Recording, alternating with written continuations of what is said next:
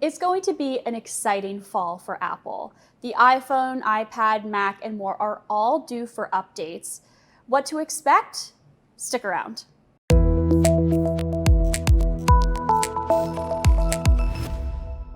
Hey everyone, welcome back to Today in Tech. I'm Juliette Beauchamp. I'm here with Macworld senior writer Michael Simon, as well as Computer World executive editor Ken Mingus. Thanks as always, guys, for joining me. And I think the big question is, when is the Apple Fall event going to happen? I mean, Michael? we don't really know.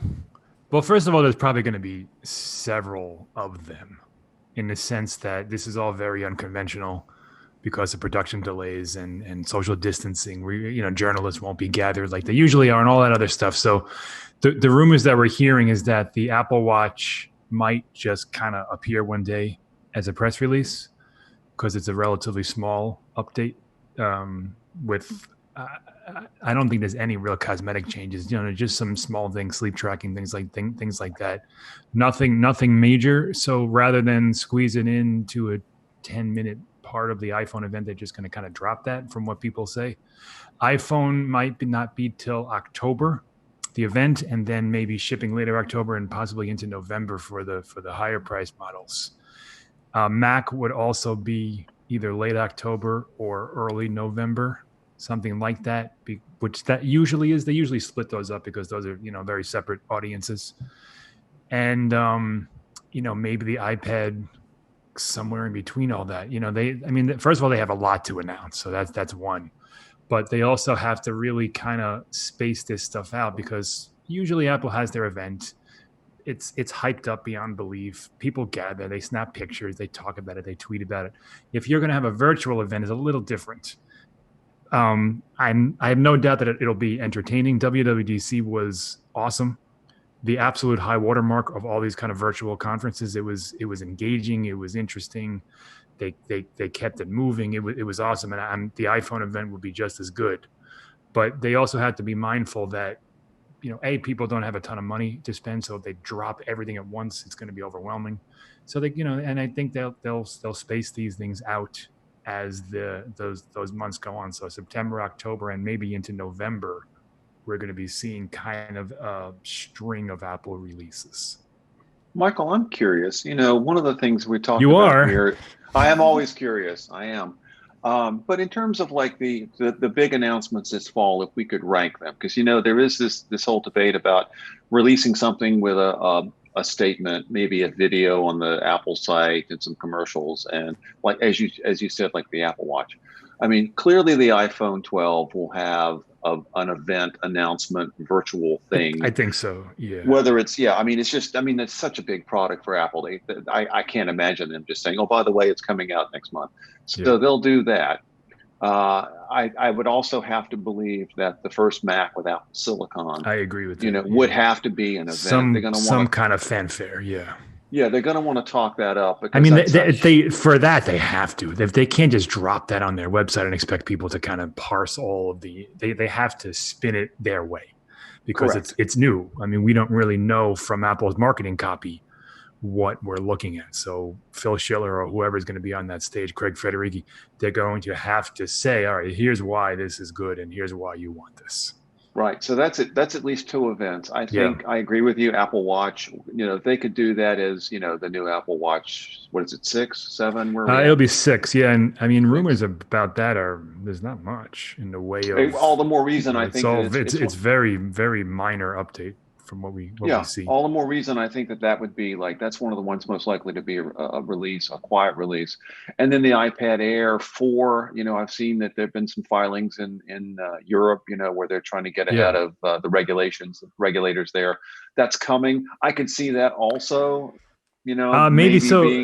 There was an interesting rumor this morning about the iPad Air 4 where someone leaked allegedly, that little pamphlet that goes inside the box. And apparently it's getting the iPad Pro makeover with a Touch ID sensor built into the power button and USB-C. That would be a big update, but this has been such a weird year for Apple. Apple dropped a new iPad Pro with the Magic Keyboard just on a random Monday or Tuesday, whatever day it was. They updated the iPhone SE from 4 years ago updated this year on its website all of a sudden. The same thing with the new iMac, which was a lesser upgrade. Actually, I need to correct myself. I said last week that the iMac had a nano coating, and people were kind enough to call me a moron and tell me I was wrong. It's actually laser etched.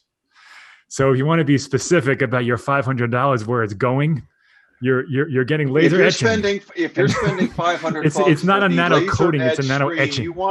You want that to be properly, called out as it is, Michael. Yeah. So yeah. So everyone who downvoted our video because of that, my apologies. It's etching. So now it's totally worth $500.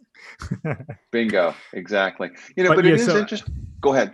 I was going to say, so Apple have launched major products quietly this year, and I wouldn't be surprised if the iPad Air both got that treatment and didn't, because they could do with it. Listen, Apple's going to get their coverage. They're going to get the attention no matter what they do.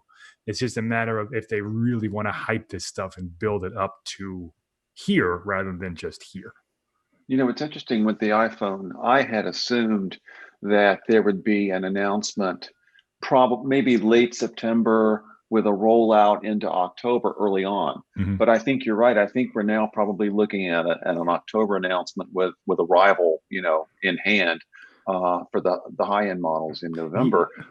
I saw something that said that some of the production facilities in China were only just now beginning to ramp up. And there's also that's late. Yeah. And so first of all, people say, well, Samsung made their phone and it was available. Apple has to make so many more phones than any other manufacturer.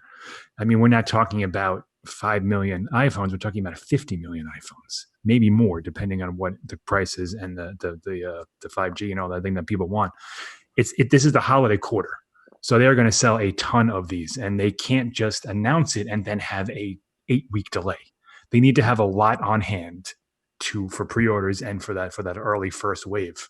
And yeah, first of all, we got backed up by COVID by several months. No matter how you slice it, everything got screwed up.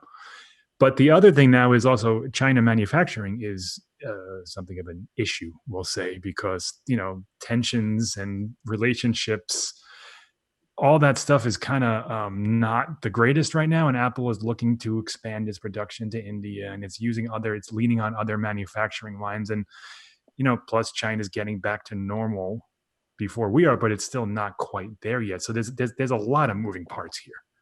And let's face it, 5 weeks isn't going to be a major issue for Apple. No. They'll still sell all of the iPhones they were going to sell. Maybe they'll push a couple of those into the January quarter, which honestly probably wouldn't be so bad for them because their holiday quarter is so huge anyway. If some of that gets pushed, some of that revenue, some of those sales get pushed into post-Christmas, post-holiday, I don't think that's necessarily a bad thing for Tim Cook and the way he operates. But I think we're looking at least a 5-week delay. So what would normally be a September, let me look at the calendar, 9th, usually around the 15th probably. Whatever that Tuesday is. Because Labor Day, it wouldn't be the Tuesday after Labor Day, so normally be so let's say September 15th and you push it 5 weeks, puts you into third week of October? Yeah, maybe that's a little bit too late. I didn't realize the 15th is later than usual. Usually it's in the single digits September. Maybe they would have it on that Monday after Labor Day, which would be what, the 10th, the 9th? The 14th. Well, no. What's the week before? Forget it. This is silly. The Tuesday after Labor Day. No, I'm telling you, we could be prescient here. Welcome to our discussion of the calendar.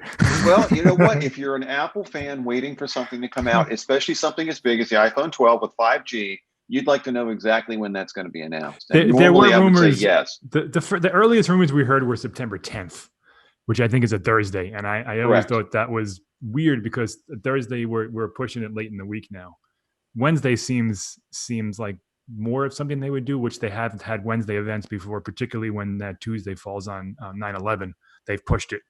So that wouldn't surprise me under normal circumstances. Maybe the following week, but the 15th seems a little bit too late because then you have the week and a half for pre-orders, and now we're getting into like late September for when they hit shelves. My guess is like, what's the third Tuesday in October, calendar man? I don't have it in front of me, but it's October 20th. I was just going to say, let's figure October third week in October. All right, Yeah. Yeah, so I'm going to say October 20th. October. Well, that would be like the shipping week. So All right. the event would be 2.5 weeks before that or something. And we've Let's- gone off the rails talking about calendars. Let's talk about Yes. Apple now. Let's talk about some of the updates, what the people are really here for. I think it seems like two of the biggest updates that are going to be coming to Apple products whenever they're announced are going to be somewhat hardware related, and it's going to be 5G in an iPhone, which is huge, Yeah. the first iPhone with 5G, and of course the first Mac with Apple Silicon. For sure. Yeah. I mean, 5G is a big deal. I mean, it's not as big of a deal as it will be. It's the same, story. And now it's even more so because COVID really messed with what carriers were doing with the rollout of this stuff. But, 5G will be there and it'll be really good in like a year or so. They just released more spectrum and they're working towards really building out these systems. T-Mobile has one. It's not the 5G that everyone talks about, but it's pretty good. I've gotten it up to like, I don't know, 150 or so at my house on my Samsung phone. That's pretty good. That's pretty damn good for a man. mobile network. Usually LTE on a good day is around 40, 50. So that's substantial. I've tested Verizon's millimeter wave and I've gotten like 1.6 gigs, which is just mind blowing, but no one's going to really see that in real world use, especially once these networks start actually operating. I mean, that was literally me using the network. It was like my Verizon You were the only network. one on the network. Yeah. Right. So And I was in like the theoretical perfect top spot. end. And yeah. So, but it's cool that we can get those speeds without Wi-Fi. That's I wild. I do wonder with 5G, and one of the reasons I think that this year's iPhone might be such a big deal, and it goes back to where we are now in terms of work from home, the pandemic, everybody distributed, and a lot of people don't have access. We're lucky being in a big city, have access to broadband. If you Yeah, are for trying sure. to work from home and you don't have that kind of access, 5G, once it's in place, I it's mean, not there now, but once it's in place, whether it's the iPhone or down the road an iPad or perhaps down the road, an Apple Silicon 5G MacBook Pro, I'm there on that one. That could allow a lot of workers, a lot of people who are working from home to access broadband in places that they might not be able to get it now. So I do think it is going to be a big deal. yeah, if it gets built. If. Yeah. We're still waiting. Some places are still waiting for LTE. I mean, they're still on 3G edge. So, unfortunately, the larger cities are the ones that get all the attention, and that attention doesn't always trickle to the smaller places. But yeah, the promise is it will reach rural areas, well, and it'll give those people access to extremely fast, usable internet, which they What do you don't think's the always biggest have now. What do you think is the biggest announcement this year? Is it the iPhone 12 with 5G, or is it going to be the Apple Silicon? I mean, I think the Mac is more substantial in the sense that it's whether you follow Apple or you follow or you use a PC. Apple releasing its own Mac with its own processor is a big deal. However, Mac sales are a fraction of iPhone sales. All eyes are on the iPhone. The iPhone is what makes this whole thing run. So every year, the Apple's latest phone, even if it's an S upgrade, it's a big deal. And this particular one, we're getting a new model. We're getting a new OLED screen for everything. We might get 120 hertz refresh on the high end, better cameras, LiDAR sensors. I mean, it's from what we read, it is a huge iPhone upgrade, the biggest in a while. And if the prices are what they say, which means they're absorbing the cost of 5G, which is, I mean, that's a big deal if you don't follow phones. 5G adds about $150 to $200 to the price of a handset, however you slice it. Whether you're getting the modem from Qualcomm or whether you're making it yourself, that's what it costs. It's not cheap. And we've heard reports of Apple working on the battery, working on the manufacturing technology, not including the adapter, not including the earbuds, doing small things to keep that price down. So if you can get an iPhone 12 Pro for the same $999 and $1099 now, that is significantly cheaper than a Galaxy S20 Ultra or a Galaxy Note 20 Ultra, because Samsung, I'm not blaming Samsung, but they don't have the manufacturing abilities that Apple has because they're dependent on Qualcomm processors. They're depending on this company and that company. They don't have the scale that Apple has. So Apple is in a really unique position to be an extremely affordable premium 5G phone, which we haven't really seen. There's cheap 5G phones, cheap-ish 5G phones around $500 or $600 with lesser processors and lesser parts and things like that. Apple's cheapest phone might be around that price with an A14 processor, with all of the things that you expect from a real high-end phone, but without saying, oh, by the way, now that costs another $150 extra. Yeah, it's interesting. We've talked a lot about hardware, but there's something called iOS 14, 13, Is there? 14. I I haven't heard of that. And I think there's a new iOS coming out. You've got Mac OS 11. Yeah, the reason the actual why software that runs all of these cool devices we're talking about are also. We've seen them all, and we've talked about them, and we're using them, and that's that's Apple's thing. That's June, and then it kind of trickles down. By the time they arrive, it's like, oh, okay, here it is. It's here. Yeah. And they do that for a reason, because they want the focus to be on the hardware and the new devices. But yeah, iOS 14, I've been using it for a while. I'm sure you have too, and it's fantastic. The app library is great. The widgets on the home screen are great. I'm not a fan. It's nice. I'm not a fan. No, I don't. The widgets take up room on my home screen, and I've got the app library, and I can never find my apps. It's like, for me, it's a step back. But really, that's just me. To quote Steve Jobs, you're using it wrong. I'm holding it wrong. Yeah. Well, you'll have to do some tutorials sometime and show me how to do it right. I'm coming from a different point, because I use Android regularly, and Android, that's kind of their thing. They've had that app library, app drawer, whatever you want to call it, for a while. So I basically turned my iPhone into my Android phone, and I love it. But yeah, I can see how there's a learning curve. But if the changes that are in iOS 14 are good, even if you don't use them, it's still there. They're basically making it an option, which is the right way to do it. What do you think about Mac OS 11 and the new look? I actually haven't touched it. What you want the truth? I'm still using last year's what is it? Catalina or something, because I don't have some of my apps are 32-bit and I can't upgrade. Oh, come on, man. Get the program. It's almost 2021. I don't even know what Mojave looks like. Okay. So I have no opinion on Big Sur. Sorry.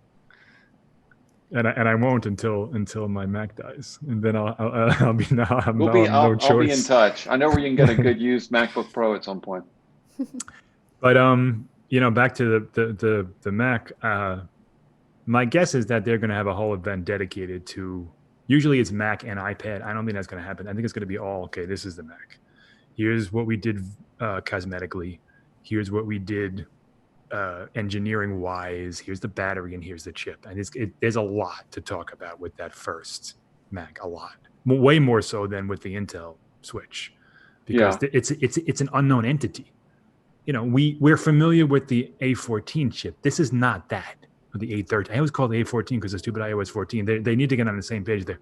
The A13, the A14 is coming with the iPhone 12. But we're familiar with that processor because we've had it for years. That's not what this is. They are not plugging an iPhone processor into a Macintosh. It's a completely different architecture. And they need to explain to us why it's better than Intel, how it works with the security, the T2 chip, the boot, all this stuff. That's going to take I think a whole event on its own. Yeah. All right. And then there's also some like periphery stuff, like those AirPods Studio headphones that we heard about, those Bluetooth tracker AirTags that we've heard about, maybe a new HomePod Mini that we've heard about. There's a lot out there. I don't know if it's all coming in the next. What are we in August? So 4 months. 4 months. Yeah. Yes. I don't know. I'm bad with calendars today. So I don't know if it's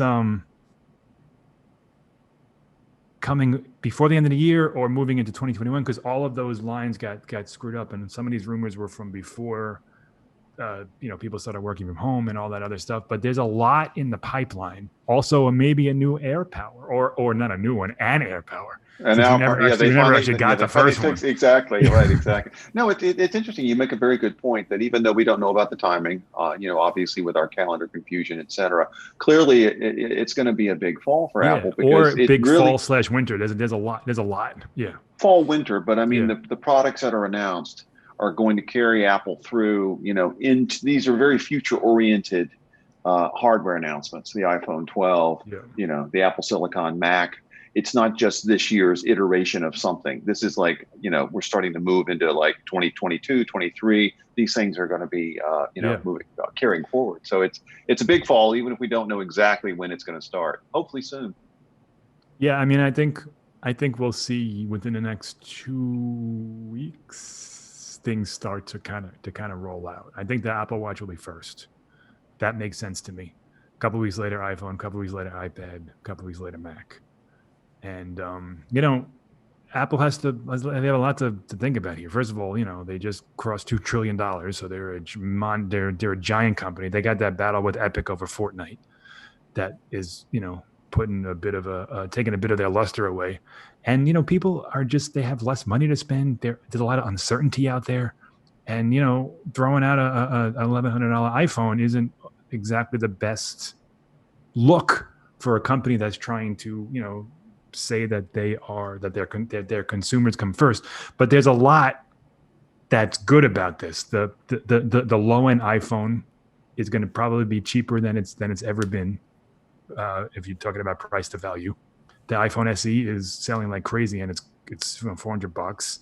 The iPad Air, assuming it keeps that same price and gets the rumored upgrades, is basically going to be a $500 iPad Pro, which is awesome. So I think Apple's doing a good job playing both ends of the field here, but they just have to be very mindful of this whole climate that we're in, and also that they're uniquely in, because if you just dump a bunch of products on people and say gimme, then it's not going to be the greatest message. But I think they'll be able to figure all that. I mean, Samsung just launched a $1,300 phone. They're fine. I somehow think Apple will be successful this fall for sure. Yeah, me too. Well, thank you guys both so much for calling in and chatting. And no matter how the announcements play out, we'll definitely be talking about it over the next few weeks. And we'll have something to talk about almost certainly every week. So thank you both so much again. I really appreciate it. Thanks. I'm going to go look at the calendar and figure out how these things work. Figure out what day of the week it is, Mike. I'm going to go check my banking account. I'm waiting for the iPhone 12. All right. Bye, guys. And thank you all so much for watching this episode of Today in Tech. If you liked this video, be sure to give it a thumbs up and subscribe to our channel and hit the bell icon in the corner so you're notified every time we post a new video. If you have any comments, predictions, questions about the products that Apple will be launching this fall, let us know in the comments below, and I'll get back to you, or I'll get back to you on Mike or Ken's behalf. We'll be back not next week, but the following week with another video. Thank you all so much again, and I'll see you next time.